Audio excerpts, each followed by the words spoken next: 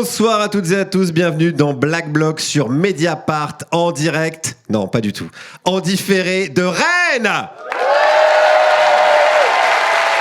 Quelle ambiance de maboule. Ça va Rennes? Ça faisait longtemps qu'on n'avait pas vu autant de gens de gauche. Incroyable, en Rennes, c'est vraiment la ville, c'est la ville de gauche, on peut dire, quoi, hein. C'est vraiment le gauchistan ici, comme on a l'habitude de dire, que des députés NFP. Ah bon, c'est vraiment le village d'Astérix. Ouais, non, mais c'est assez particulier. Rennes, moi j'ai vu un socialiste une fois se faire traiter de fasciste. On en est là. J'ai vu un punk à chien se faire traiter de bourgeois parce qu'il s'était lavé les cheveux. Voilà, mais c'est une ville qu'on aime et que j'aime particulièrement. Bienvenue dans Black Bloc. Je vous rappelle le principe. J'invite des gens, des humoristes, et je leur demande ce qui les conscientise, ce qui les politise. Et j'invite des politiques, des activistes, des militants, et je leur demande ce qui les fait marrer. C'est pourquoi je vous présente ce soir nos invités du jour. Sarah Hanard, qu'on peut applaudir bien fort,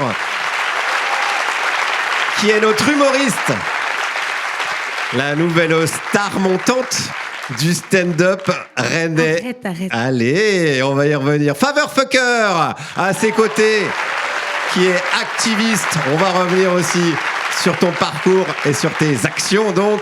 Et Mathilde Caillard, qu'on peut applaudir bien évidemment également. Merci d'avoir accepté mon invitation. Et vous êtes content d'être sur Mediapart? Ouais. Oui. Yes. On vous sent un peu crispé quand même. Non, c'est vrai que c'est un peu crispant quand on te dit viens chez Mediapart. Gérard Depardieu, par exemple, il est pas content d'être sur Mediapart. C'est vrai que je vous pose la question. Soyez à l'aise. Je vais commencer les présentations. On va commencer par toi, Mathilde. T'as été assistante parlementaire d'Alma Dufour. Donc, elle est Oh là, il y a des fans. On a entendu quelqu'un dans le public qui s'est évanoui. Est-ce que tu as des nouvelles de ce qui se passe à l'Assemblée en ce moment? Est-ce que tu as des échos? J'ai des échos, je suis l'actu comme tout le monde et pour l'instant l'Assemblée n'est pas encore dissoute une seconde fois, donc voilà, ils tiennent bon et elles tiennent bon. Et est-ce que Michel Barnier te manque un petit peu? J'ai pas eu la chance de le croiser dans les couloirs parce que j'avais arrêté de travailler à l'Assemblée avant qu'il soit nommé. Mais non, il me manque pas du tout. Pourquoi t'as arrêté d'ailleurs, si c'est pas trop perso? Non, parce que t'es devenue de droite d'un coup? Exactement. C'est possible. Non, parce que j'avais envie de mener des projets aussi perso et j'avais pas le temps, des projets activistes, ouais. Et j'avais pas le temps de le faire tout en travaillant pour une élue à côté. Ok. Alors on va voir ce que tu fais, même on va voir comment t'es devenue connue, enfin comment t'as percé sur les réseaux, comme disent les jeunes. Putain, phrase de boomer, ok. On va voir, t'as été connu sous le pseudo MC Danse pour le climat. On regarde. Retraite, climat, même combat. Pas de retraité sur une planète brûlée. Retraite, climat, même combat. Pas de retraité sur une planète brûlée. Retraite, climat, même combat. Alors ouais, quand même, bah ouais. Alors, je m'attendais vraiment à ce que tout le monde bouge son boule dans le public. Bon. Alors, raconte-nous cette vidéo. Est-ce que tu t'attendais à un tel retentissement sur les réseaux sociaux? Alors non, pas du tout. J'ai pas senti la foudre du buzz me frapper. En fait, je dansais un peu tout le temps en manif. Ouais. Et d'ailleurs, on n'est pas les seuls. Quand on va en manif, je pense que vous allez en manif aussi d'ailleurs. Voilà. Est-ce que ça danse en manif à Rennes un peu? Voilà, il y a toujours de la musique, des slogans, ça danse, et moi je le faisais aussi comme les autres. C'est juste que j'ai un ami qui m'a filmé, et comme c'était un pote et qu'il me mettait un peu en confiance en me faisant des grands sourires derrière la caméra, et on ne le voit pas faire, moi je me suis sentie un peu pousser des ailes et j'ai voulu un peu faire le show dans une vidéo qui normalement allait rester un peu confidentielle et entre nous. Et ensuite je l'ai diffusée sur mes réseaux et j'ai complètement perdu le contrôle et elle a eu énormément de vues et ensuite cette image vivait indépendamment de moi, quoi. Et comment t'as réagi après quand t'as vu le nombre de partages, les gens t'arrêtaient dans la rue pour dire est-ce que c'est toi? Ouais, non mais c'est dingue. Bien sûr. C'est assez spécial et en fait ce qui a été important pour moi c'était justement de politiser la démarche et d'expliquer pourquoi danser en manif, pourquoi utiliser l'art, la joie, la culture et aussi qu'il y avait aussi un discours militant articulé derrière et que c'était pas juste on n'était pas juste là pour s'amuser. Ben ouais, est-ce que ça, on peut en parler 2 minutes? Parce qu'on a toujours l'impression, certains en tout cas ont l'impression que la lutte, c'est un truc de vieux syndicalistes à collier de barbe. J'ai rien contre les colliers de barbe, hein. J'ai des amis profs d'histoire géo. Mais pourquoi c'est important, voilà, de montrer de la joie, ce que tu fais, quoi. Ouais. Parce que t'as été aussi critiqué pour ça. Les gens disent, mais non, c'est sérieux, on n'est pas là pour danser. Ouais, en fait, c'est des gens qui méconnaissent un peu l'histoire des luttes. Il y a toujours eu de la danse, du chant, de la joie, parce qu'on en a besoin. Et en fait, il n'y a que les personnes qui sont vraiment sur le terrain qui ont conscience que si on veut retourner le lendemain, alors que la veille, on s'est fait gazer, qu'on a été malmené par les policiers, ou que tout simplement, ça a été dur, il a fallu tenir un piquet de grève, par exemple, pendant des heures et des heures. En fait, si on danse pas ensemble, si on se donne pas de la force, en fait, on n'a pas d'énergie pour y retourner le lendemain. Et donc, c'est aussi un acte de résistance, quoi, de pas se laisser en plus perdre tous nos droits et en plus être triste, diminué, apathique et tout triste, quoi. Et comment réagissent les CRS quand ils te voient danser devant eux? Est-ce que tu danses devant les CRS? Alors je danse pas pour les CRS. Non, je me doute. C'est quand même complètement une autre démarche là pour le coup. Ouais. Mais je peux danser pour les nargués, par exemple. Ouais. Et du coup, ça les déstabilise un peu ou... En fait, c'est aussi un atout d'utiliser l'humour ou l'art en général dans les luttes. C'est qu'en fait, c'est vraiment une manière de contrer aussi la répression quand elle est dans les espaces où elle est violente, typiquement dans les manifestations et dans la rue. Parce qu'en fait, c'est super difficile pour l'image, quoi, d'attaquer et d'agresser des personnes qui sont en train de danser ou qui sont en train de faire des blagues ou qui tapent sur des casseroles. Parce qu'en fait, ça révèle vraiment la violence du pouvoir dans toute sa force. Et c'est une manière de le déstabiliser, quoi. Donc c'est une super technique. Eh ben, ça me fait une excellente transition pour Favor Fucker, qui est à tes côtés. Alors, je précise, c'est pas ton vrai nom. Non, parce que si ses parents sont quand même hyper chelous, quoi. Ou en tout cas, très joueurs.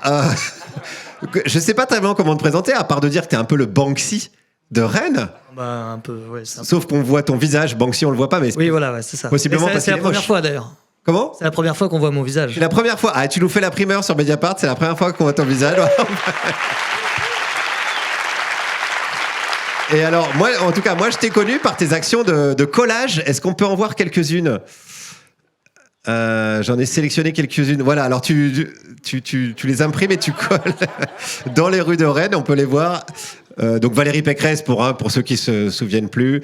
Gérald Darmanin, agent immobilier sur Tourcoing. Voilà, ça, alors tu fais du détournement aussi d'affiches, c'était une campagne pour l'armée. Envie de tuer sans être inquiété, entrer dans l'armée, c'est propre, c'est factuel. Et alors la dernière qui est un peu moins drôle, c'est celle que tu fais régulièrement pour les enfants qui dorment dans la rue. Mais c'est toi qui l'as collée, je crois, celle-là. Et c'est possible que ce soit moi qui l'ai collée. Merde, on n'était pas censé rester dans la clandestinité. Désolé. Comment ça t'est venu cette idée de faire des collages ? Est-ce que tu étais déjà dans le street art avant ? Non, en fait, j'ai toujours aimé dessiner. Après, c'est venu un peu comme ça, c'est que j'étais activiste en fait avant, et dans mes différents combats, je suis allé plusieurs fois en Palestine, par exemple. Là, le gars qui est direct sur la Palestine. Allons-y directement. Ouais, non, et en fait, j'ai milité de ce côté-là. Et en fait, en Palestine, quand il y a quelqu'un qui est mort, quelqu'un de ta famille qui est mort, tu mettais à l'époque, je sais pas s'ils le font encore maintenant, mais je pense qu'ils le font encore maintenant, ils mettaient l'affiche de leurs proches dans la rue. Ah oui, d'accord. En fait, quand ils marchaient, ils le voyaient. Et en fait, j'ai rencontré ma femme, et le lendemain, mon père est mort. Okay. Donc déjà, voilà, tac. Ouais. Après, on a fait un... Pas de lien entre les deux. Non, pas du tout. Non. Ça fait beaucoup de révélations aussi, en plus. Du coup, en fait, j'ai eu mon fils qui est né juste après, pas très longtemps après. Okay. Et en fait, j'avais envie qu'il puisse connaître mon père. Et la manière dont j'ai trouvé pour qu'il puisse le voir, c'était de le coller partout. Et donc, en fait, et est-ce que c'est la petite image qu'on voit exactement, c'est ta signature, on peut dire. Voilà, c'est ça. D'accord. C'était une vieille photo d'identité de mon père dans les années 70.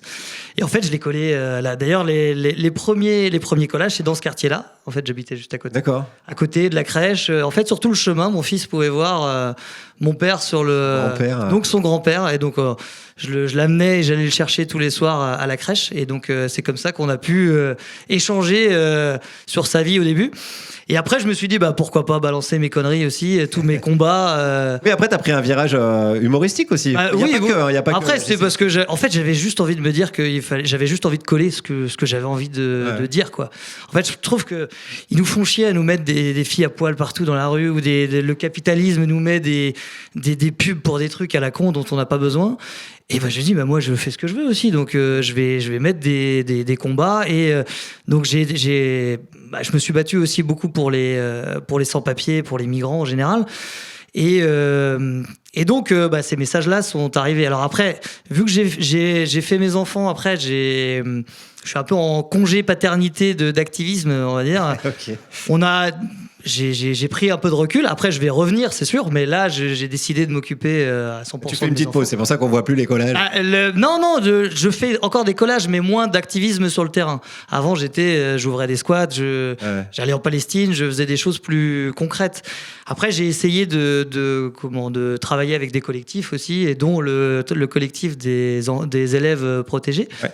Et c'était pour dénoncer le fait qu'il y ait des enfants qui dorment à la rue et qui vont à l'école le lendemain matin, quoi. Puisque toi-même, tu as des enfants. Oui, voilà aussi. D'où et puis ton ça, pseudo, oui, voilà. Finalement. Ça, oui, ça pourrait être nos gamins de savoir que avec le temps qu'il fait, actuellement là, on se caille quand même et on sait que il y a des enfants qui dorment à la rue. Là, je sais que là, il y a à peu près une trentaine de personnes sans solution aujourd'hui, mais dans une salle de sport, il y a à Fresnel, il y a 80 personnes qui dorment dans une salle. À Félix Masson, il y en a 90. Il y a une cinquantaine de personnes. Alors, dans les chiffres, il y a... En gros, on va dire qu'il y a... Oui, ça bouge tout le temps. Mais là, il y a, je crois, en ce moment, 8 écoles qui accueillent des enfants et leurs familles la nuit pour dormir parce qu'ils n'ont pas de solution. Dans le pays des droits de l'homme. Dans le pays des droits de l'homme. Bien évidemment. On va évidemment y revenir. À tes côtés, Sarah Anna. Merci de ta présence, Sarah.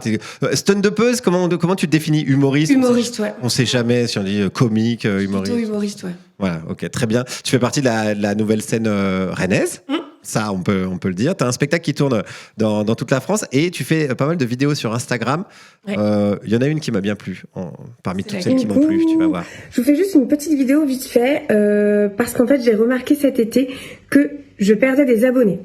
Voilà, j'ai mis le doigt sur le problème et je pense sincèrement que c'est parce que j'ai partagé trop de contenu politique.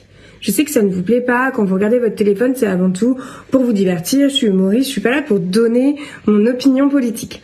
Donc j'ai décidé, septembre, donc là, à partir de maintenant, d'arrêter totalement de partager des contenus politiques.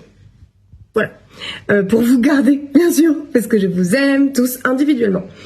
Gros bisous, bonne fin de journée et à bientôt. Ciao, ciao. Alors, comment on coupe ça ? Macron, démission, c'est là. J'avoue que je l'avais pas vu venir.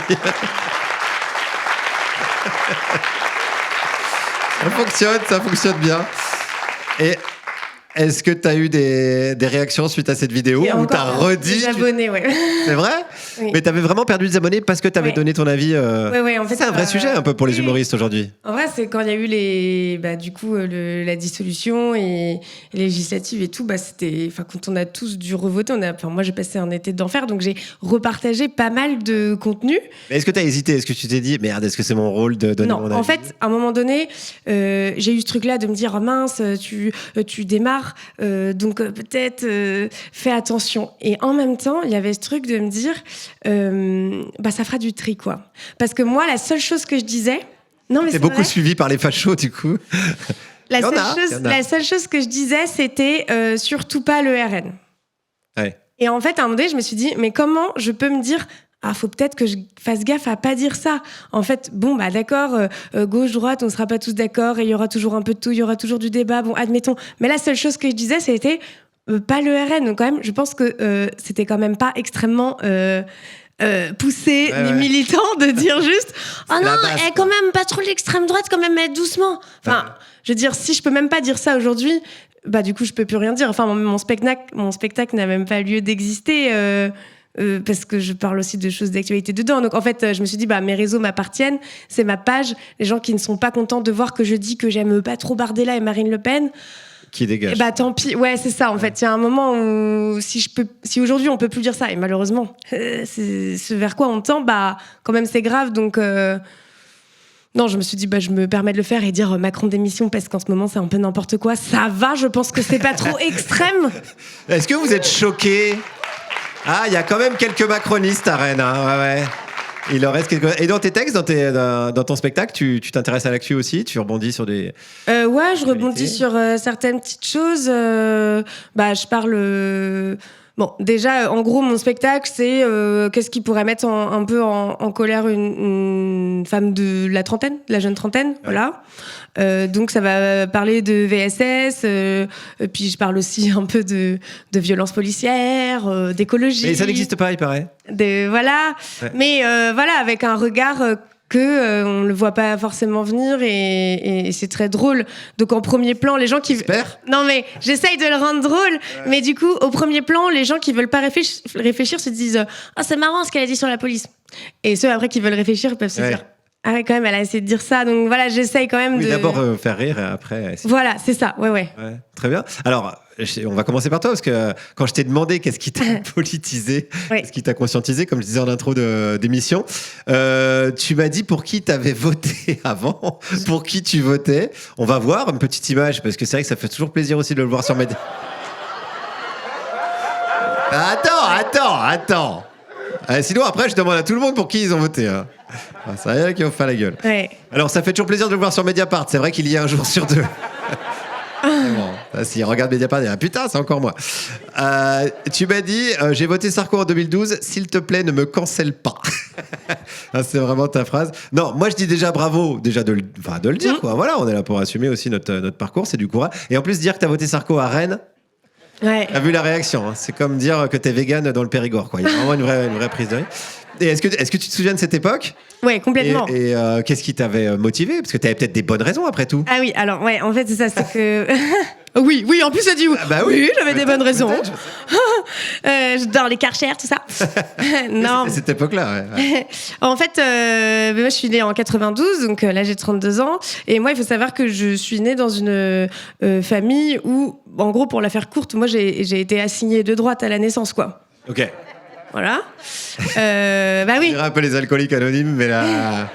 Donc avec pas mal de discours du type voilà, les syndicats ils foutent la merde, les cheminots ils sont privilégiés, les profs c'est des branleurs, enfin tu vois tous ces trucs comme ça, on peut pas accueillir toute la misère du monde et puis bon il y a la dette et puis voilà, quand on veut un truc on travaille et puis tous ces cassos qui profitent des aides. Enfin, tu sais, zéro chiffre, rien de concret, mais ces mêmes phrases qui reviennent à tous les repas de famille. Alors pas dans toute ma famille, mais quand même globalement il y avait ce truc qui planait.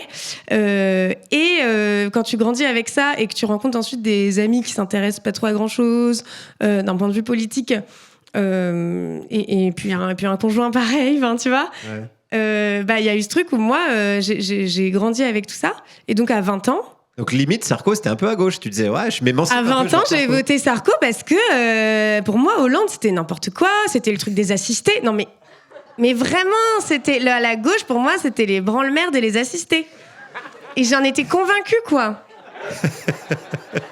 Et du coup, quand t'as vu comment Hollande appliquait son programme, tu t'es dit, bon, finalement, c'est pareil que Sarkozy. Le soir des élections, j'étais trop vénère quand Hollande est passé. Hein. Ah ouais. Et oui, et moi, c'est... T'as cramé un carré Hermès, t'as fait des trucs de fou. Non, mais nous, les gens de droite, on fout pas le bordel dans la rue, en fait. Contrairement à vous, nous respectons la démocratie. Mais t'étais un peu en mode, t'essayais de convaincre aussi tes potes, ou alors c'était juste un peu un vote par... Non, pas tant. Je pense que je baignais dans un milieu où tout le monde était un peu d'accord là-dessus. Mais après, quand tu viens d'une famille assez modeste, où tout le monde vraiment a travaillé de fou, il y a beaucoup d'ouvriers, beaucoup de gens qui n'ont jamais gagné trop d'argent, et le travail, et tu t'es pas trop ouvert aux autres, et puis de protéger ce que t'as, parce qu'il y a aussi beaucoup autour de ça, il y a ça aussi. Hein. Et du coup, la peur de l'autre, de l'étranger, du renouveau, des nouvelles choses. Donc, je pense qu'il y a beaucoup de ça. Et oui, moi, ce qui m'a changé par la suite, c'est rencontrer des gens, quoi. Ouais. Rencontrer la réalité. Sortir un peu, ouais. Moi, j'ai toujours dit, j'ai l'impression d'avoir vécu 20 ans dans une pièce dans le noir. Et j'ai ouvert les volets petit à petit en rencontrant des gens. Et notamment quand je travaillais, par exemple, j'ai travaillé 4 ans chez McDo. Et je me rappelle à la période...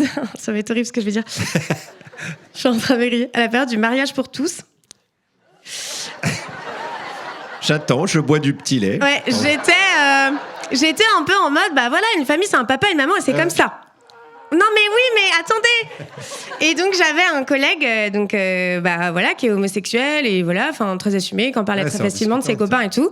Et un jour, on parle de ça comme ça, mais sans débat. Et je lui dis ouais, enfin en vrai c'est un peu bizarre et tout parce que bon bah tu vois genre un peu c'est comme ça.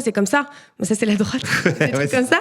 Et là en fait il me dit mais attends mais juste toi pour rappel t'as eu un papa et une maman? Et je lui dis bah non ça va, mon papa était pas présent, j'étais quoi avec ma maman. Et elle travaille pas beaucoup ta mère et genre en fait finalement t'aurais pas préféré par exemple avoir 2 mamans? Et là il avait touché un truc de bah ouais c'est vrai que j'ai manqué un peu d'un papa.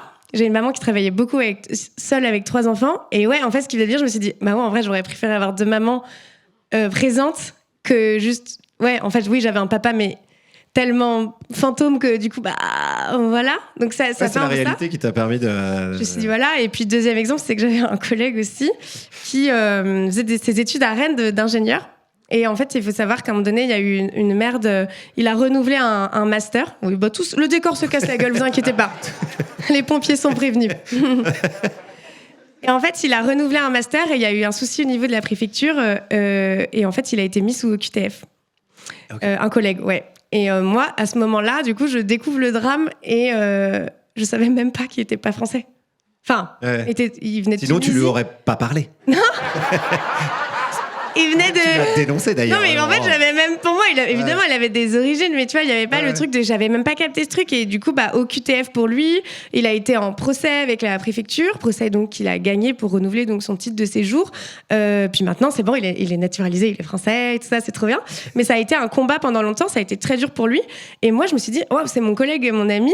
Je savais pas que c'était un OQTF, je savais pas que c'était un djihadiste, quoi. En fait, voilà. Donc d'abord, j'ai eu peur. Hein. Il avait besoin de voyager, voilà. Et voilà, et il y avait plein de situations comme ça, injustes, de gens qui me parlent de leur vie, en fait, de rencontrer des différences qui te renvoient un peu à tes propres trucs. Et c'est vraiment la rencontre des gens qui m'a... Ouais, c'est le réel qui t'a fait changer. Ouais. Et puis après, à l'école d'infirmière, j'ai rencontré plein de gens ça, on y trop reviendra, intéressants, ouais. Et puis voilà, des gens qui m'ont parlé aussi de plein de médias en fait. Ils m'ont donné accès à du contenu que je connaissais pas, donc voilà, on m'a parlé donc de Mediapart. Abonnez-vous. Voilà. 14 fois par émission. Mais il y avait aussi, tu vois, on m'a parlé de Usul, on m'a parlé de Blast, on m'a parlé aussi de Osons causer. Voilà, du coup, j'ai découvert Thomas Piketty, Bernard Friot, enfin, tu vois, et du coup, waouh. Et en fait, là, tu commences à accéder à autre chose que des phrases bateaux de droite et avec du contenu, des chiffres et tout. Et tu te dis, ouvert, la fraude sociale, c'est inadmissible. Et après, tu vois, mais par rapport à la fraude fiscale. Ce qui est beau, c'est que c'est le réel qui t'a fait changer et qui t'a fait devenir de gauche. Et bientôt, tu vas gagner plein de pognon et potentiellement, tu vas redevenir de droite. Oui, alors c'est peut-être qu'on te réinvitera dans 20 ans. Ouais. On dira, non, mais finalement, le partage, c'est chiant. Mathilde, tu te souviens pour qui t'avais voté en 2012 ? Même si, bien évidemment, c'est secret. Je ne votais pas encore. Mais c'est pas vrai. Mais c'est extrêmement mignon. Joker, ok, tu t'en sors bien. Mathilde, quand je t'ai demandé ce qui te faisait marrer, tu m'as d'abord répondu, mais vraiment très très spontanément, ceci. Il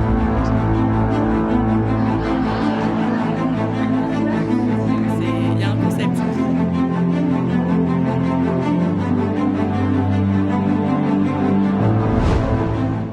Alors, bon, bah là, évidemment, hein, c'est vrai que... Point de contexte. Ouais, c'est de l'art contemporain, là, c'est un happening. Ce bureau immaculé. C'est historique, on se souvient tous d'où on était quand on a vu les images, enfin, c'est quelque chose d'incroyable, bien sûr. Alors, tu veux nous expliquer pourquoi tu as choisi cet extrait ? Alors, qui n'est pas que cet extrait d'ailleurs, hein, puisque c'est vraiment Ciotti, l'œuvre dans son La vie, son œuvre. Non, mais alors, moi, j'ai été vraiment fascinée par ce feuilleton. Ouais. Estival de Éric Ciotti qui se retranche dans au siège des Républicains.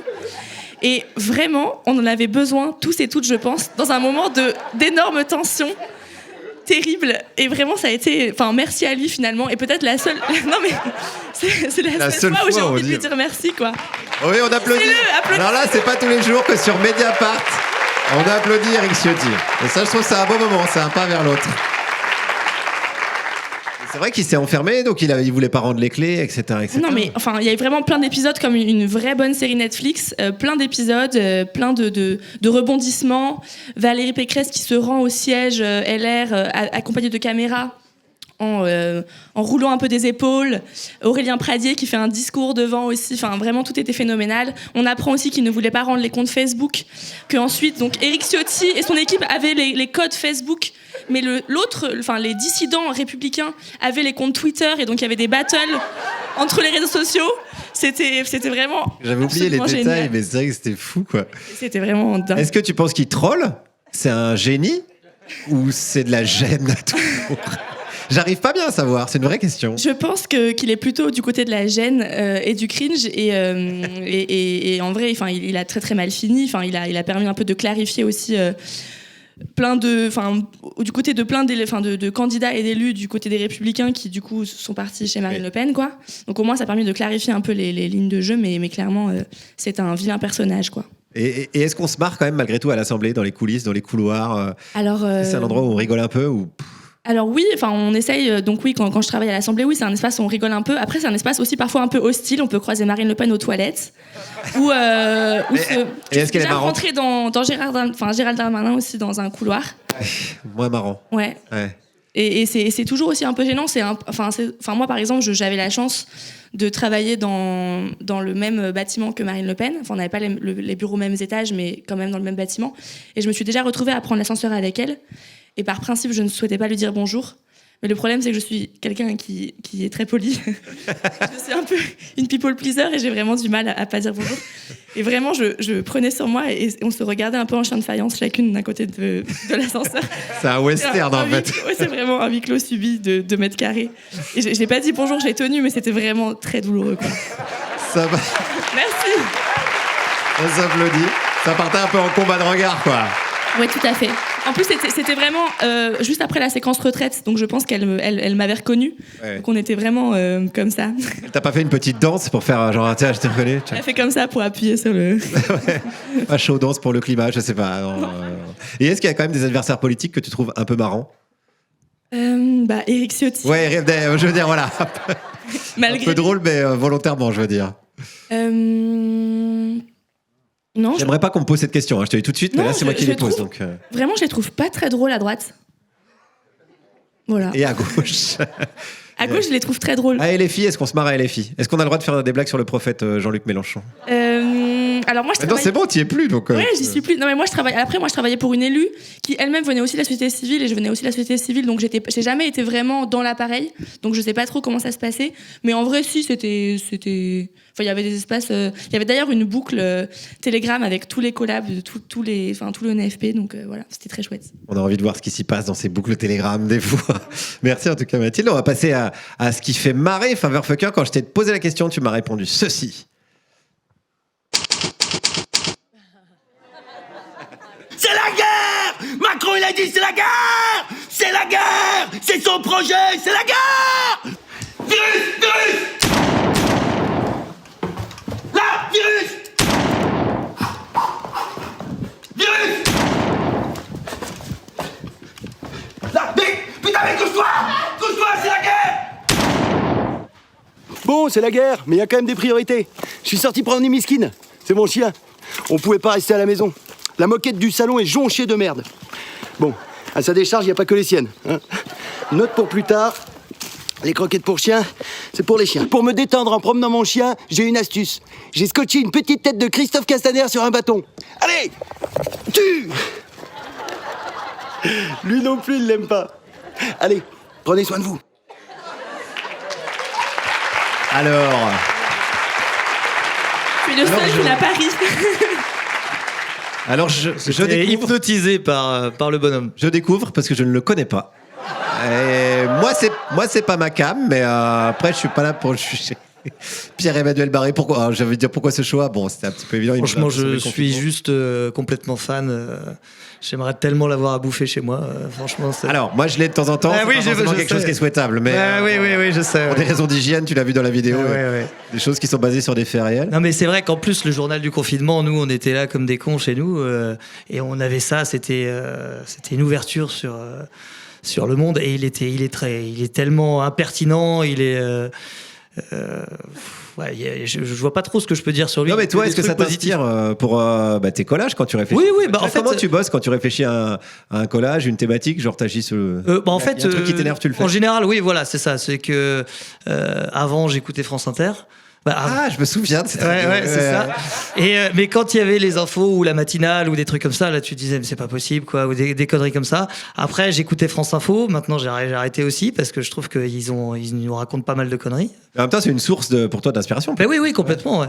Mais en fait, voilà, l'inspiration de Pierre-Emmanuel Barré, c'est qu'en fait, je pense que si je discutais avec lui, je pense qu'il dirait ça, c'est qu'il en a rien à foutre en fait. Il a aucune limite. Est-ce que toi, t'es pareil? Oui, complètement. J'avais fait t'as mis tout à l'heure un nom de rue. C'était Darmanin. Ouais. J'ai fait aussi la rue Émile Louis. Et comment j'avais mis chauffeur de bus célèbre et devant un collège. Et il y a beaucoup de gens qui se sont désabonnés de mon compte Instagram. Ah voilà. Et en fait, moi, ça me faisait marrer et je me suis dit, je vais le faire. En fait, j'en ai rien à foutre. Oui, c'est ça. Ouais. C'est ça.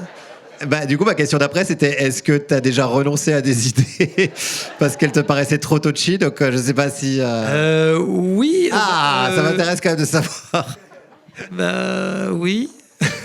Du coup, alors je réfléchis. Parce qu'en fait, je fais aussi partie d'un groupe qui s'appelle les Murales. Dans le street art, il y a souvent donc avec Michto, Bouchon, les Graves du Justicier et Kim. Et donc là, on fait des trucs en général pour la bonne année ou des trucs comme ça. Donc là, on est ensemble. Donc on fait pas non plus. On a très peu de limites, mais bon, il y a quand même des choses qu'on peut pas tout faire. Genre. Non, mais sur. Il croit que je vais lâcher l'affaire comme ça. Non, mais sur la Palestine, par exemple, la Ouais. Palestine, moi, je suis vraiment à fond sur le truc. Je connais bien le secteur. Donc après, quand il y a des gens qui connaissent un petit peu moins et ils ont moins envie de se mouiller sur ces choses-là, mais Je comprends pas pourquoi. oui, voilà, non, mais parce que c'est vrai que toi tu sors de ça, mais c'est quand même un chemin assez glissant. Et pour les humoristes, là, c'est clair que c'est pas forcément évident. Donc voilà, mais autrement, moi, j'ai vraiment aucune limite, quoi. Si j'ai une idée, je me dis, je le fais. Ouais. Si ça marche, ça marche. Et si ça marche pas, j'en ai rien à foutre. Et t'as des gens, mais là t'es anonyme et tout, mais dans les gens qui te connaissent et qui savent ce que tu fais, t'as des gens qui viennent te reprocher parfois. Tiens, j'ai vu ton collage. Bon, là, c'était pas dingue. Ma mère déjà, Ouais. elle me dit que des fois, c'est peut-être oh non quand même. Là, c'est un peu fort. Ouais. Tous les socialistes sont pas des connards, voilà, des choses comme ça, quoi. Ça fait longtemps qu'elle a pas regardé l'actu. Ouais, je sais, c'est ça. Ah, mais c'est pour ça que c'est un travail à table le dimanche en famille. Mais non, en général, le problème, c'est qu'on gravite autour avec des gens qui sont un petit peu comme nous. C'est ça le problème aussi. Donc après, il y a les collègues, il y a des gens qu'on croise un peu partout, et puis il y a les médias. On voit que les gens sont pas comme nous, en fait, finalement. On est dans une société de merde. Ouais, c'est Bon, ça. on l'a gardé. Hein. C'est ça, ouais. Phrase d'accroche. Les gens sont pas comme nous. Et au niveau de la légalité, comment c'est encadré, ça, le collage de rue? C'est illégal. Ok, c'est d'accord. aussi pour ça que je montre ma gueule aussi aujourd'hui, parce que j'ai reçu un très bon article de Mediapart. Je vous impose. Je vous invite à aller le lire sur une personne qu'on pourrait qualifier de street artiste qui dans la Drôme faisait des messages Free Palestine, il y avait libérer Gaza, des conneries comme ça. Ouais. Mais vraiment ça allait pas plus loin, c'était pas des trucs trash sur les Juifs ou sur la mort d'Israël ou quoi que ce soit. Et en fait, cette fille-là, ils ont fait une enquête de police, de gendarmerie. Ils l'ont mis sur écoute. Ils ont foutu une merde sous sa voiture, là. Une balise, quoi. Une balise, ouais. Et ils l'ont suivi pendant 3 semaines. Donc, j'imagine même pas combien ça a coûté, cette connerie. Donc, validé par un juge antiterroriste. Donc, tout ça avec la loi contre le terrorisme, là. Ouais. Et donc, ils ont fait ça. Et donc, la fille, ils ont essayé de la faire tomber. Mais devant un juge, ça tient pas. Mais ça veut dire que c'est des interrogatoires. Ils ont fouillé son téléphone, ils ont fouillé son ordinateur, ils ont fouillé son domicile. Et à un moment donné, il faut arrêter les conneries, quoi. Juste parce qu'une fille avait écrit Free Gaza. Et là, il y a un article de Mediapart sur elle. Camille Polony. qui a signé cet article. Oui, Ouais. les autres, il n'y a pas d'article. Je veux dire, Et alors, c'est pour ça que tu montres ton visage aux gens. Bah là, il y a un moment donné, oui, je suis fâché quand même. Comme ça, si on veut te suivre directement, on sait. Voilà, c'est ça. Allez, on va d'ailleurs te poser une envoyez-moi un message privé sur Instagram et puis on en reparlera. Mais parce qu'autrement, moi, en plus, c'est du collage. Donc, si un bon Karcher, puis c'est réglé. Donc, ou alors de la pluie, mais à Rennes. Oui, voilà, c'est ça. Il pleut pas souvent à Rennes, non. Ça reste. Ça. Alors, avant de continuer, je voulais vous montrer ma séquence à moi. Oui. Parce qu'après tout, personne m'a demandé et tout. Du coup, je me demande tout seul. Ce qui m'a fait le plus rire ces dernières semaines, puis après, on en discute. Vous me dites ce que vous en pensez. Je sais bien que certains sont tentés de me rendre responsable de cette situation. C'est beaucoup plus confortable.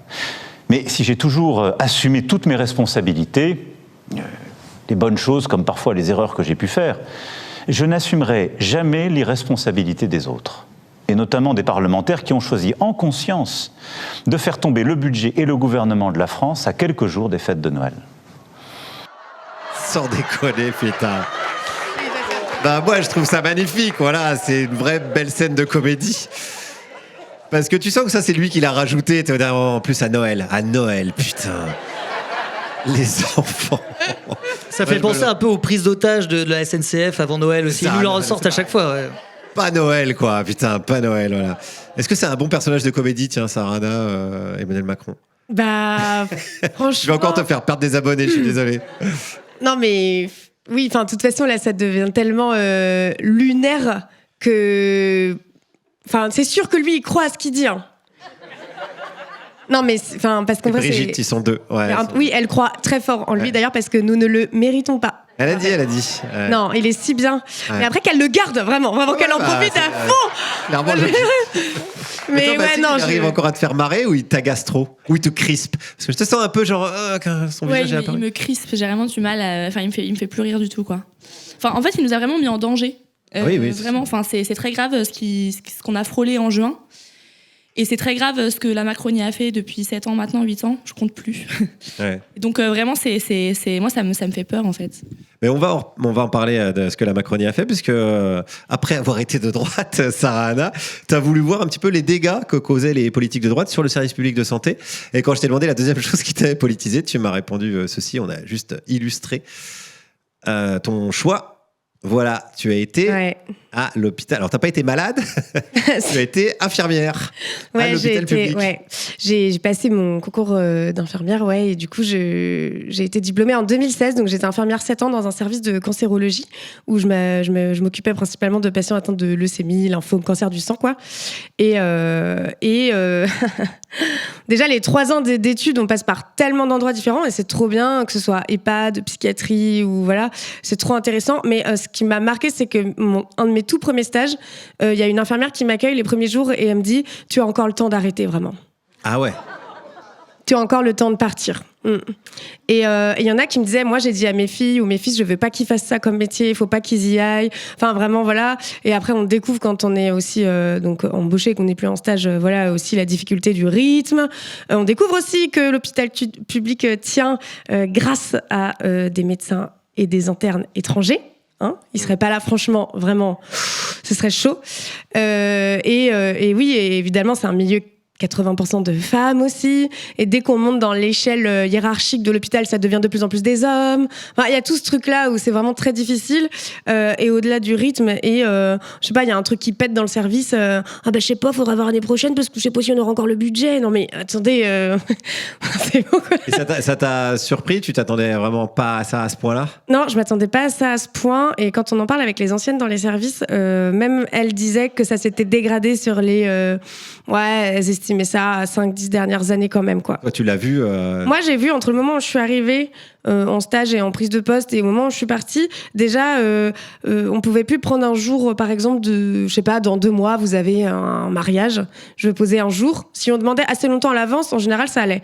Et là, ça arrivait sur la fin où c'était impossible, fallait faire des échanges avec des collègues, mais en fait, des fois, on travaillait 9 jours sur 10 avec des repos secs au milieu. Enfin, du coup, ça devenait un casse-tête et on avait plein d'heures sup tout le temps, enfin, des balances horaires à plus de 250 heures qu'on demande sur un compte épargne-temps, mais tu peux jamais prendre ni à Noël, ni l'été. Donc, en fait, c'est en février ou en novembre et pas plus de 3 jours. Enfin, non, mais t'es là, non, mais ce sera à la retraite. Conscientise bien, en tout cas, ça politise bien, ouais. Et au bout d'un moment, on pète un peu les plombs parce que le souci, c'est qu'on devient maltraitant avec les patients. de fait. Et voilà. Et ça m'a trop blessée. Moi, ça a été mes premières manifs en tant qu'infirmière. Je sais plus Ça pourquoi. faisait partie de mes questions. Est-ce que tu faisais les manifs à ce moment-là? Et c'était mes toutes premières de toute ma vie, hein, évidemment, parce qu'avant, Tu découvrais les manifs de gauche? Donc quand on est droite, on fait pas ça. Bah si, il y avait la manif pour tous quand même. Oui, mais je l'ai pas faite celle-ci. J'étais pas à ce point-là. Avec les poussettes. Bon, Ouais, non. c'est ma passion. Et je me rappelle de mes premières manifs trop mignonnes. Je ressors ma petite tenue d'étudiante, toute blanche, trop mignonne, en sachant qu'on ne peut pas faire manif ni grève, faut le savoir. Sinon, on est réquisitionné. Donc, en fait, c'est les collègues qui ont fini plus tôt ou qui sont en repos qui viennent. On a juste écrit dans le dos en grève, c'est tout. Et on est quand même assez nombreuses à Rennes, donc Charles de Gaulle, tout ça. Et la manif se passe bien. On est là avec nos petites casseroles et nos cuillères à soupe. Oui, on n'est pas très contente, mais on est mignonne. Voilà. On veut bien soigner les gens. Et à un moment donné, on se fait gazer, quoi. Ouais. Là, oui. Bienvenue dans la vie. Et là, alors, moi, je suis asthmatique en plus, donc je suis là en mode, chiant, quoi, en train de chialer et tout avec ma petite casserole. Je suis vraiment plus très contente. Et on se dit, mais ces gens, en face, ils bossent pour le même employeur que nous. Mais oui, c'est ça. Et nous, la seule chose qu'on demande, c'est bien soigner les gens. Et en fait, on se dit, mais c'est lunaire, quoi. En fait, je suis en train de. Des gens pour leur casser la gueule pour que tu puisses. Je suis à deux doigts de dégueuler mes tripes, là, parce qu'en fait, j'ai juste demandé est-ce qu'on puisse bien prendre soin des gens. Et sachant que les gens qui votent les lois et les budgets et tout ne se font même pas, quasiment, je suis sûre, soigner à l'hôpital public. Ils vont pas attendre aux urgences 7 heures. Et même s'ils y allaient, ils attendraient pas 7 heures. Enfin, je veux dire, voilà. Et en fait, et en fait, après, par la suite, oui, tu deviens en colère parce que c'est trop injuste, quoi. C'est quoi le premier truc que tu ferais si t'étais ministre de la Santé? Parce que c'est pas à l'abri d'arriver, là. C'est chaud. Par toi. Genre l'urgence des urgences. Je pense en vrai. Alors, nous, les infirmières et par exemple les kinés n'ont pas le droit de s'installer où ils veulent parce qu'il y a des temps d'infirmières libérales, par exemple, et de kinés par temps de patients par commune. Je pense qu'il faudrait vraiment rééquilibrer les déserts médicaux et tout, et remettre les hôpitaux périphériques, pas les remettre en question, et aussi la psychiatrie qui est littéralement un truc qui est laissé complètement de côté, mais du coup qui fait de la misère sociale, enfin des gens qu'on peut des fois retrouver dans la rue, mais juste parce qu'ils n'ont pas pris en charge correctement et qu'ils n'arrivent pas du tout à gérer leur quotidien, et c'est vraiment, pour moi, c'est des trucs, c'est pas possible, quoi. Enfin. On va falloir refaire des manifs. Ouais. T'es prête à retourner en manif? Ouais, mais vraiment cagoulé, sérum-fille et tout. Il y a un black bloc, un vrai black bloc à Rennes qui est pas mal, que je conseille, qui est très réputé dans la France entière, voilà. Et ça va nous faire la transition avec Mathilde, parce que quand je t'ai demandé ce qui te faisait marrer, tu m'as répondu ceci. Pareil, j'ai pris des exemples. C'est les slogans dans les manifestations. Alors là, on a ma pancarte est pourrie, ma retraite le sera aussi. La créativité populaire. Il faut sauver notre planète, c'est la seule où il y a de la bière. Donc ça, c'est possiblement à Rennes, évidemment. On reconnaît le style. Ou dans le Nord, ouais, ça peut être dans pas mal de régions, en fait. Qu'est-ce qu'on a là? La retraite à 60 ans, le kebab à 5 €. Vraie revendication. Hein, ouais, c'est une vraie belle revendication. Un tweet de Philippe Poutou. Salut à toutes et à tous. Le gouvernement est nul, on le savait. C'est propre, c'est propre. Et ah oui, c'est la dernière. On sait même plus quoi écrire sur les pancartes, tellement c'est de la merde. Tu voulais nous parler de ça, de la créativité des gens, quoi, la créativité populaire. Ouais, grave. Encore une fois, c'est vraiment une manière pour les mouvements sociaux, pour les luttes, de continuer à pouvoir faire exister la contestation en prenant un peu des chemins de traverse quand on a face à nous un pouvoir qui est de plus en plus répressif. Et sous Macron, on a vraiment vu une intensification de la répression. L'arsenal judiciaire, il s'est vraiment étoffé. Enfin, moi, en tant que militante dans les collectifs dans lesquels je suis, on a vraiment un arsenal judiciaire qui est de plus en plus lourd, qui maintenant vise beaucoup les militants écologistes, mais il faut aussi qu'on ait conscience que c'est un arsenal qu'ils ont pu développer parce qu'ils l'ont développé auprès de populations qui servent déjà de bouc émissaire de manière générale, donc les migrants, les personnes étrangères, les musulmans. Et donc tout cet arsenal qu'ils ont pu développer, en fait, c'est des choses qu'ils utilisent maintenant énormément contre les mouvements sociaux.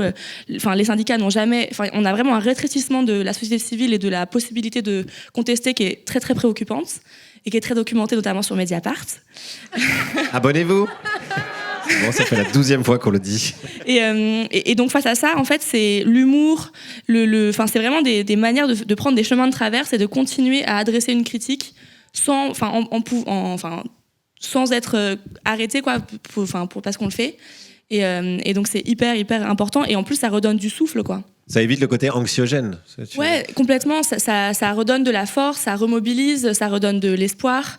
Et ça redonne vraiment beaucoup de souffle au mouvement social en général. Mais alors, peut-être à l'inverse, est-ce que ça décrédibilise pas un peu ça revient un peu à ce qu'on disait tout à l'heure sur la danse, mais il y a des gens qui vont dire bah non, c'est sérieux, c'est de la lutte, on n'est pas là pour faire des blagues, c'est un rapport de force, il faut leur faire peur. Est-ce que ça leur fait vraiment peur? Est-ce qu'il y a ces questionnements-là aussi qui te traversent? En fait, c'est des choses qui sont complémentaires. Le discours, tu l'as dit d'ailleurs, la preuve, les faits arrivent à convaincre des gens de droite de retourner à gauche, de retourner à la maison. On a un exemple. On a un exemple vivant. Regardez, on connaît Sarah Hanna, c'est bon?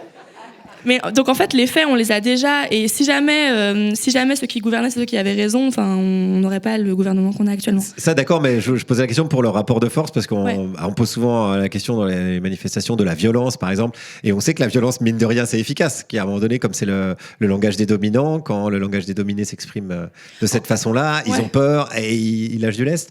Est-ce qu'avec des slogans, etc., est-ce que ça suffira? Moi, j'aimerais que oui. Ouais, bah en fait, ça dépend aussi qu'est-ce que la violence. Est-ce que c'est de la violence qui s'adresse à des contre des violences individus ou alors juste sur des trucs matériels. Je veux dire, quand on lacère une bâche pour attaquer une méga bassine, la bâche ne saigne pas et n'a pas mal. Enfin, voilà. Pensez aux familles de la bâche. On pense aux proches de la bâche qui souffrent. Et on pense d'ailleurs aux militants aussi qui luttent contre les méga bassines et contre l'autoroute A69 qui vient de se taper un tollé. Oui. Je sais pas si vous avez vu, mais c'est pas très drôle. Enfin bref, le verdict ne sera pas là et ça a été repoussé dans plusieurs mois, donc ils vont pouvoir continuer les travaux. Donc c'est bien la merde. Ouais. Mais, avec des très bons slogans aussi sur la il y a des très bons slogans sur la 69, tout à fait. Mais oui, en fait, je pense que c'est des choses qui sont complémentaires et de la même manière qu'il y a des discours qui sont produits, très articulés, etc., pour outiller le mouvement social, on utilise à la fois des techniques un peu plus confrontatives, mais aussi l'humour, la joie, la danse, l'art et la culture. Est-ce que tu t'es déjà fait arrêter par les flics, toi, Faverfucker? Dans le micro. Oui. Oui. Ouais. Donc t'as déjà fait la garde à vue? J'ai fait de la garde à vue, et puis les empreintes, les photos. Ah ouais, t'as tout le team. Pour le collage ou pour... Non. Pour la bagarre? Je vais pas raconter. On a tellement... Pas tout raconter non plus. On a tellement envie de ça. On en parlera après. Non, mais en tout cas, pas pour le collage. Non, pas pour le collage, non. Non, parce que je cours assez vite et j'ai tendance à escalader des trucs un peu, donc je peux m'échapper assez rapidement. Quand on t'aura foutu une balise, fais gaffe, on va te suivre par drone. Quand je t'ai demandé la deuxième chose qui te faisait rigoler, tu m'as répondu ceci. Parce que demain, c'est l'an 2000. Donnez la parole, prenez-la, mon vieux!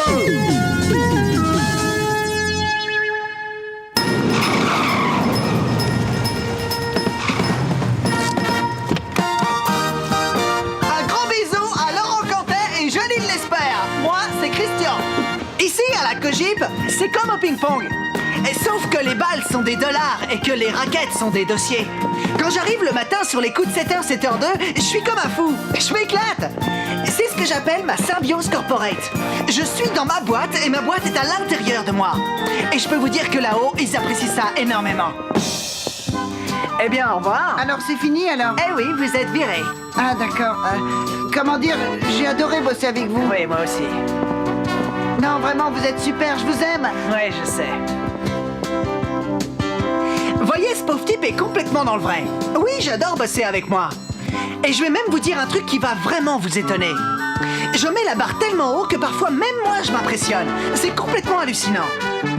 En fait, je m'impose un tel contrôle qualité que je suis arrivé à un niveau de 0 défaut. Bref, je suis un excellent produit. C'est Emmanuel Macron. Ouais, c'est vrai que toute ressemblance avec des personnes existantes n'étant pas fortuite. Ce message à caractère informatif, c'était diffusé sur Canal+ à l'époque. Ouais. Où Canal+ n'avait pas été défoncé par Vincent Bolloré. Exactement. Ouais. Pourquoi ce choix? Qu'est-ce qui te fait marrer là-dedans? Parce que c'est trop drôle déjà. En fait, c'est trop drôle. Et puis j'avoue que j'adore les détournements comme ça. Par exemple, le grand détournement avec Serge Abitbol, c'est trop bien. Les Anavicius, parce qu'il faut préciser la classe américaine. La classe américaine, voilà. Faut préciser que c'est des vrais films d'entreprise, donc ils s'amusaient à détourner, évidemment, à rajouter de la musique et à changer. Oui, c'est ça. Et d'ailleurs, quand il avait fait la classe américaine, c'était aussi sur Canal. C'était un autre délire à l'époque. Et c'est des trucs très cons en fait qui me font marrer. Et puis il y a le côté winner. Les winners. Toi, t'as connu l'époque des winners des années 90, Bernard Tapie, etc. Ouais, carrément. Ouais. J'en avais dans ma famille, ouais. Des winners. Les winners. Vas-y. Ouais, non, mais non, mais c'est des gars en fait qui réussissent tout et voilà, qui sont de droite, quoi. Ouais. Oui. Donc ceux qui gagnent, ils sont de droite. Qui gagnent, ouais, parce que les autres. Après, ceux qui finissent dans l'hôpital public, bon. Ah ouais. Ils devinent. Et est-ce que l'humour, ça sert à ça aussi la réponse va être un peu dans la question, hein, mais est-ce que ça sert à dézinguer la win attitude, quoi? Parce que finalement, est-ce que Macron, c'est pas ça? Est-ce que c'est pas un tempérament juste de gagnant? Bah oui, c'est ça. Mais après, Macron, il se fout. Là, c'est trop visible. Là, il se fout vraiment trop de notre gueule. Là. Alors, en fait, je pense que tout à l'heure, dans l'extrait que t'as montré, ça me faisait penser un peu au discours de Kim Jong-un. En fait, tous les jours, en fait, où le gars, il est là, il est sûr de lui. Il a toute son équipe qui dit oui, c'est super, génial, continue. Et en fait, tous les autres, ils sont là, mais putain, c'est n'importe quoi. Et en fait, j'ai vraiment l'impression que ça part un peu en couille quand même. Et vraiment le côté parce que moi, limite, son truc, ça me ferait marrer. En fait, je vois sa gueule, c'est un sketch à lui tout seul. Ouais. C'est pour ça qu'il est passé d'ailleurs. Ouais. C'est drôle, parce que mais ce qui est pas drôle, c'est qu'en fait, c'est tout ce que ça implique, quoi. Qu'il veut pas lâcher le pouvoir et que. Ouais, mais est-ce que ça nous met pas dans un état de sidération? Est-ce qu'il n'y a pas un truc où on s'habitue petit à petit à voir des... Et je pense que oui, on n'est pas... Après, j'allais dire, on n'est pas assez dans la merde, mais si, pourtant, tout ce que je disais tout à l'heure sur les gamins qui dorment dans la rue, il y a tellement de problèmes. Moi, je suis dans le social aussi, donc j'ai vu des trucs où, tu vois, tu parlais de l'hôpital. Moi, j'ai bossé en maison de retraite il y a 15 ans, mais ça fait déjà 15 ans, où je travaillais la nuit et on nous obligeait à changer des bas de contention à des personnes de 90 ans à 5h du matin pour arranger l'équipe du matin. En fait, c'était des trucs complètement dingues. Aller changer des protections, même à 4h pour... c'était n'importe quoi. Donc moi, j'ai fini par me faire virer parce que j'ai dénoncé des cas de maltraitance là-bas. Parce qu'en fait...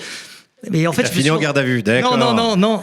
Mais en fait, je me suis rendu compte que c'était pas la maison de retraite où je bossais. Le problème, c'était partout.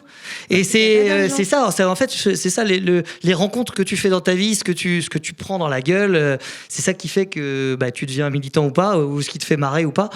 Et là, c'est vrai que c'est plus très drôle. Là. Mais alors, comment on sort de cet état de sidération? Évidemment, l'émission est basée sur l'humour, donc l'humour, ça peut servir à ça. Ah oui, complètement. C'est ça, c'est que il faut quand même rigoler. Quand tu vois, moi là, quand je regarde ça, et puis Pierre-Emmanuel Barré, sans faire le lèche-cul, mais votre émission de dimanche soir, moi, c'est vrai qu'elle est bien. J'ai du mal à l'écouter en direct, mais je réécoute tous les trucs. Je me marre de tout ce qui est dit, et en plus c'est intéressant. Je t'envie parce que je me dis là, tu peux inviter qui tu veux, vous pouvez balancer votre idéologie gauchiste à tout le monde et ça marche en plus. Ouais, alors attends, je vais un peu prêcher contre ma paroisse pour le coup. Est-ce que c'est pas démobilisateur au final de se dire c'est bon, il y a les clowns qui nous ont fait marrer, mettons le dimanche soir où là on a bien rigolé et on peut retourner bosser le lendemain parce qu'on est bien détendu. Est-ce que ça détourne pas? En plus, c'est une vraie question. Oui, mais peut-être pour certains. Pour certains. Mais je pense que pour moi, en tout cas, j'ai l'impression de me sentir moins seul. Mais je pense que j'arrive à comprendre les gens qui font rien. Parce que là, pour le coup, moi, j'ai vraiment l'impression Avant, j'étais vraiment un gros militant, un peu... j'allais sur toutes les manifs et tout. Et après, il y a des choix à faire. J'ai des enfants, je fais des choix en ce moment. Après, je vais y retourner. Donc, tu as besoin de prendre un peu de recul et un peu de... Oui, voilà. Mais je peux comprendre pourquoi les gens bougent pas. Mais là, vu la réalité, c'est vrai qu'on a envie de se dire, mais allez, on y va, demain. Et je me permets. Ça part en réunion syndicale. J'ai vu, oui. Mais non, mais moi, en fait, j'essaye de m'auto-censurer, mais en fait, on s'en fout. Tu peux y aller. Il y avait Sophie Binet, à la dernière émission. Ouais. Très sympa, il n'y a pas de problème. Mais ça veut dire qu'il va y avoir un problème. En fait, tu lui as envoyé une petite crotte de nez au début que j'ai trouvée intéressante, mais elle n'était pas revenue dessus sur la grève générale. Ouais, exact. Et du coup, elle est où la grève générale? Les gars, on y va là. Ils sont mous, regarde, les syndicats. Ils sont en train de dormir dans leur soupe. Les syndicats ont leur part, pour moi, pourquoi on va faire une grève avec les raffineries le lundi, 3 semaines après les trains, le social. En fait, on y va tous ensemble. Voilà, et les humoristes ont fait grève aussi. Ah oui. Voilà, et moi, je m'étais dit la même chose à un moment donné. Je m'étais dit, alors déjà, nous, les infirmières, on ne pouvait pas faire grève. Mais il y avait eu quelques services dans je ne sais plus quels hôpitaux et c'était foutu tout en arrêt. Bon, bah là, c'est un peu plus compliqué parce que tu vas pas aller toutes les contrôler le jour même. Voilà. Mais je crois qu'il y a un truc, c'est quand même que la société, elle est bien faite pour qu'on se rebelle pas non plus, quoi. Je veux dire, on nous a habitués à être chacun chez soi, à vivre de moins en moins en communauté, quoi, chacun dans son appartement, avec tout son petit confort, et on va pas perdre un jour de paye, et puis on est tous déjà assez dans la merde comme ça, à toujours se monter les uns contre les autres aussi, à dire oui mais les cheminots, oui mais les profs, et voilà, et pourquoi ils auraient pas 3 jours de carence eux aussi, et voilà, toujours à se confronter. Du coup c'est hyper dur d'être ensemble parce que la société a fait qu'on nous sectorise tous et que tout le monde regarde ce que le voisin a de plus que nous, mais ça c'est hyper bien foutu depuis des dizaines d'années, je veux dire, ce truc là, donc c'est hyper dur d'être tous ensemble. Et il y a quand même eu ça au moment des Gilets jaunes. Il y a quand même eu un truc collectif. Et puis par exemple, quand c'est les agriculteurs, là, tout le monde est avec eux parce qu'ils foutent le bordel en tracteur et c'est quand même super rigolo à voir à la télé. C'est spectaculaire, faut du Et puis il y a le truc, c'est eux qui nous mettent la bouffe dans l'assiette. Donc quand même, au-delà de toute autre profession, il y a un truc hyper en soutien. On sait qu'il y a énormément de suicides et que c'est très difficile pour eux qui vivent avec rien. Donc il y a tout ça. Mais c'est vrai qu'on est habitués tous à vivre côte à côte et à lorgner dans l'assiette des autres. Donc être ensemble, c'est dur aujourd'hui, je trouve, dans notre société. C'est pour ça qu'on fait des émissions comme ce soir. On peut se retrouver, discuter et se marrer un peu. Finalement, ça fait pas de mal. Merci beaucoup d'avoir été avec nous, tous les trois. On peut vous applaudir bien fort. Merci. On peut faire un petit tour actu. Sarah Anna, où est-ce qu'on peut te retrouver ? On peut me retrouver sur les réseaux sociaux. Déjà, voilà, je suis en tournée dans toute la France. Je vais avoir des dates à Paris aussi. Et j'aurai une date pas très loin de Rennes. Mais c'est dans longtemps. C'est en 2026. Ce sera au Ponant, le 7 mars. Allez, madame et tout. Merci beaucoup en tout cas d'avoir été là, Sarah Anna. Faverfucker, tu nous as dit que tu étais en petite pause pour l'instant. Pause, c'est juste que je suis fatigué. Élève des enfants. Ouais, voilà, c'est ça. Mais non, je fais quand même, si j'ai le temps de faire des collages, je les fais. Je fais quand même assez régulièrement, quand même. La pause, c'est plutôt la pause militante, genre d'ouvrir des squats ou d'aller faire n'importe quoi, n'importe où. Ouais. Mais je suis un peu plus casanier pour l'instant, donc je fais mes collages. T'as changé ta vie. Un petit peu, j'ai vieilli. Non, je plaisante, mais si on veut t'aider. Si on veut faire des collages avec toi. Vous pouvez me donner de l'argent à la sortie si vous voulez. non, mais après, il y a pas de. Si on veut voir ce que je fais, c'est sur Internet, sur Instagram, à Faverfucker 35. Et si on veut faire des collages, on peut te contacter. Ah oui, si on veut faire des collages, on me contacte en message privé. Et puis après, on en discute et je vois si je peux aider. Ok, parfait. Très bien. Et Mathilde, où est-ce qu'on peut te retrouver ? Moi, sur les réseaux, MC Danse pour le climat. Et sinon, je suis très active au sein du collectif qu'on a monté qui s'appelle Planète Boom Boom. Et on crée des musiques pour soutenir les luttes. On en a sorti une aujourd'hui pour soutenir la lutte contre la 69 à Toulouse, entre Toulouse et Castres. Et il y en a d'autres, il y a plein d'autres choses à venir. Et voilà. Merci beaucoup. Merci à vous trois. Merci bien. Gardez vos applaudissements pour toute l'équipe du Théâtre de la Paillette qui nous a accueillis ce soir. Merci à vous les amis. On peut applaudir également à la réalisation Alexandre Huez, Martin Bessin au montage, Stéphane Pruvot à la photo, Julien de Cognac et Romain Piron, chef opérateur, Jimmy Beaufils au son, Charles Letzkus, chef électricien, Fanny Falour qui nous a fait un super maquillage, sans qui on ne serait pas aussi beau. Georges Elharar, matériel régie, executive event qu'on peut applaudir également. Pierre Catan, le producteur exécutif de Génie. Valentine Auberti, rédaction en chef, Mediapart. Raphaël Grimmarquis à l'édition. Tariq Safraoui à la communication. Merci d'avoir été là les amis. Merci beaucoup d'avoir répondu présent. On se retrouve tout bientôt pour un nouvel épisode de Black Luck sur Mediapart. Abonnez-vous.